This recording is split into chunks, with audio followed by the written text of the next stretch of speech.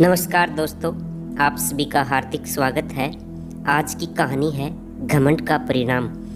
राजा भोज के दरबार में कालिदास नामक एक महान और विद्वान कवि थे। उन्हें अपनी कला और ज्ञान का बहुत घमंड हो गया था। प्राचीन काल में यात्रा करने के लिए रेल अथवा बस जैसा कोई साधन नहीं होते थे। अधिकतर लोग एक गांव से दूसरे गांव जाने के लिए पैदल ही यात्रा करते थे। एक बार कवि भी यात्रा पर निकले। मार्ग में उन्हें बहुत प्यास लगी। वह अपनी प्यास बुझाने के लिए मार्ग में किसी घर अथवा झोपड़ी को ढूंढ रहे थे, जहां से पानी मांगकर वह अपनी प्यास बुझा सकें। चलते चलते उन्हें एक घर दिखाई दिया। उस घर के सामने बोले, माता कोई है? मैं बहुत प्यासा हूँ, थोड़ा पानी पिला दीजिए, आपका बहुत भला होगा। उस घर से एक माताजी बाहर आई और बोली, मैं तो तुम्हें जानती भी नहीं, तुम पहले अपने परिचय दो, उसके बाद मैं तुमको पानी अवश्य पिला दूंगी।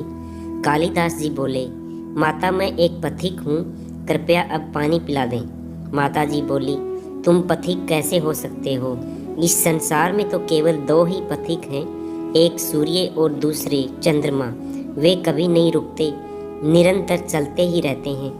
तुम झूठ न बोलो, मुझे सत्य बताओ। कालिदास जी प्यास के कारण और तर्क से पराजित होकर हताश हो चुके थे। जैसे तैसे करके वह बोले, मैं सहनशील हूँ, अब तो आप पानी पिला दीजिए। माताजी बोली, तुम पुनः झूठ बोल रहे हो। सहनशील तो केवल दो ही हैं। एक धरती है जो कि पापी और पुण्यवान सबका भार सहन करती है। धरती की छाती चीर कर बीज बो देने पर भी वह अनाज के भंडार देती है।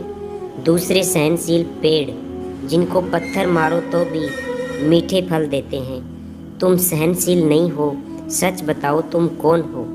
कालिदास जी अब मूर्छा की स्थिति में आ गए और बोले, मैं एक हठी हूँ। माताजी फिर बोली, क्यों असत्य पर असत्य बोलते जा रहे हो? संसार में हठी तो केवल दो ही हैं, पहला है नख और दूसरे हैं केस अर्थात बाल। उन्हें कितना भी काटो वे पुनः निकल आते हैं। अब सच बताओ तुम कौन हो?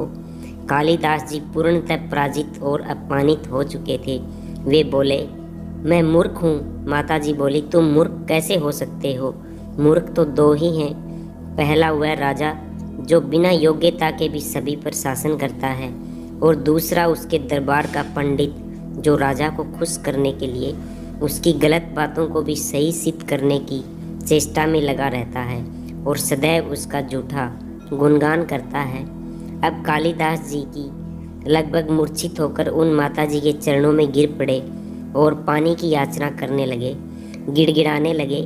माताजी ने कहा, उठो वत्स।